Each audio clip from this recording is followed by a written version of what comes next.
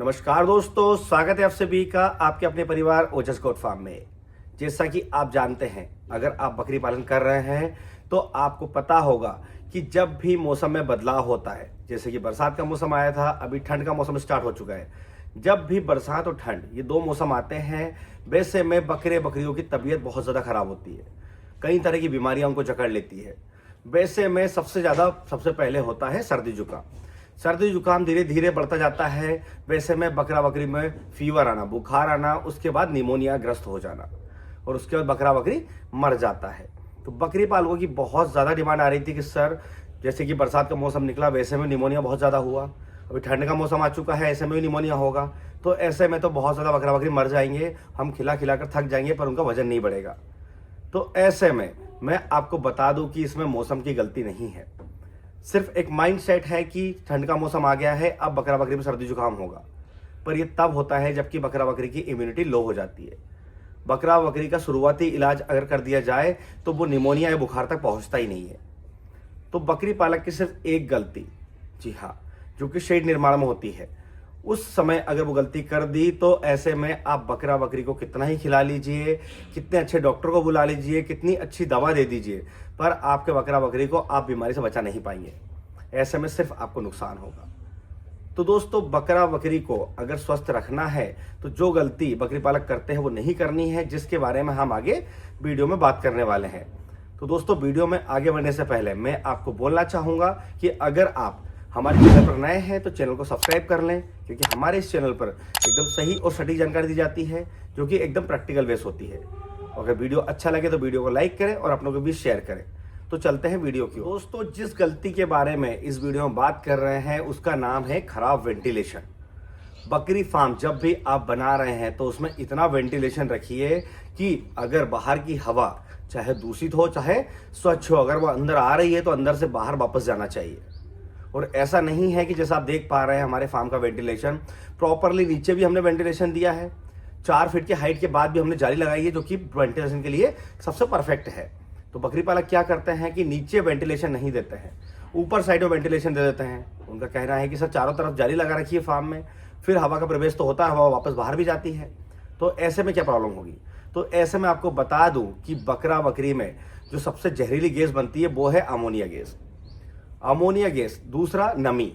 अगर फार्म के अंदर ऊपर साइड से हवा आ रही है, 4 फीट 5 फीट पर जाली लगाई जैसा आप देख रहे हैं, वहां से अगर हवा आ रही है तो आपका जो फ्लोर जो गीला हुआ है बकरी की पेशाब से, और पानी अगर है तो पानी गिरा दिया या उसकी वजह से गीला हुआ है तो वो सूखेगा नहीं, वो सिर्फ हल्का फुल्का फरकाएगा, जैसे बोलते हैं कि थोड़ा वो सूख जाएगा, बाकी वो गीला रहेगा, जिसमें कि बैक्टीरिया और वायरस बहुत तेजी से पनपेंगे, जिसकी वजह से निमोनिया का जो वायरस है, जो जीवाणु होता है, वो बकरी शरीर में प्रवेश कर जाता है और बकरी शरीर में प्रवेश करने के बाद उसके फेफड़ों को कमजोर कर देता है, जिसकी वजह से जब भी बरसात का मौसम आता है या ठंड का मौसम आता है या ठंडी हवा थोड़ी बहुत भी लग जाती है, वैसे में बकरी बीमार हो जाता है और उसे निमोनिया हो जाता है। ऐसे में बकरी कमजोर होते होते मर जाता है। तो वेंटिलेशन का खास ध्यान रखें। जैसा आप देख पा रहे हैं फार्म के अंदर वेंटिलेशन प्रॉपर चाहिए, जिससे कि जो अमोनिया गैस है, जैसे मैंने आपको पहले ही बताया कि अमोनिया गैस बहुत भारी होती है, वजनदार होती है, वैसे में वो 4 फीट उठकर बाहर नहीं जा सकती। उसके लिए हमें ज़मीन से 6 इंच ऊपर, जैसे आप देख पा रहे हैं वेंटिलेशन को, ऐसा वेंटिलेशन देना पड़ेगा, जिसमें आप जाली का इस्तेमाल कर सकते हैं, नॉर्मल सरियों का इस्तेमाल कर सकते हैं, रॉड का, अगर हाई प्रोफाइल जैसे हमने लगा रखा है ऐसे लगाना तो ऐसे भी लगा सकते हैं, जिससे कि अंदर से अमोनिया गैस बाहर निकल जाए और फार्म जो बाड़ा है, जो पार्टीशन है, वो भी सूख जाए और जो जीवाणु वायरस बैक्टीरिया पनपने वाले हैं वो भी ना पनपे और ख़त्म हो जाए। इसके अलावा जैसे मैंने आपको बताया है कि हफ्ते में 2 बार अपने फार्म के अंदर चूने का छिड़काव, चूना पाउडर आता है, इसका छिड़काव जरूर करें, जिससे अगर कहीं पे थोड़ी बहुत भी गंदगी रह गई है या बैक्टीरिया पनप गया है तो वो मर जाएगा। तो इस बात का खास ध्यान रखें। बात कर लेते हैं निमोनिया के लक्षणों के बारे में कि आपके बकरी में नॉर्मल सर्दी जुकाम है या उसे निमोनिया हो गया है।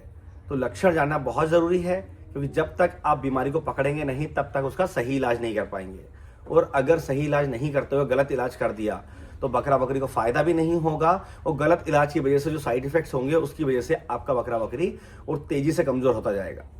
तो लक्षणों में हम बात करें, सबसे पहला तो आप देखेंगे आपकी बकरी को 103 से ऊपर हमेशा टेम्परेचर रहेगा। वो 103.50 हो सकता है, वो 104 हो सकता है, वो 105 फ़ारेनहाइट भी हो सकता है। तो टेम्परेचर हाई है। दूसरा, सर्दी और खांसी। खासकर रात को और सुबह। रात में अगर बकरा बकरी खांस रहा है, सांस लेने में देख रहे हैं आप सर्दी जैसी आवाज़ आ रही है, तो हो सकता है उसको निमोनिया।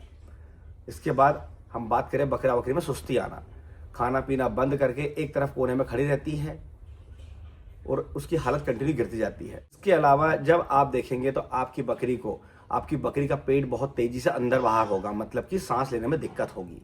जब सांस लेने में दिक्कत होगी तो भी आप समझ सकते हैं कि वो निमोनिया का शिकार हो चुकी है या निमोनिया उसके अंदर प्रवेश कर चुका है। तो ये कुछ सिम्टम्स है, कुछ लक्षण हैं जिससे कि आप निमोनिया को पकड़ सकते हैं। और जैसा कि बचाव की बात हम करें तो मैंने आपको बताया कि वेंटिलेशन प्रॉपर देना है। वेंटिलेशन प्रॉपर देते हैं तो आपके फार्म में कभी भी निमोनिया नहीं होगा, आपके बकरा बकरी को सर्दी खांसी नहीं होगी, आपका बकरा बकरी एकदम सुकून से और स्वस्थ रहेगा। इसके बाद हम बात करते हैं इलाज के बारे में।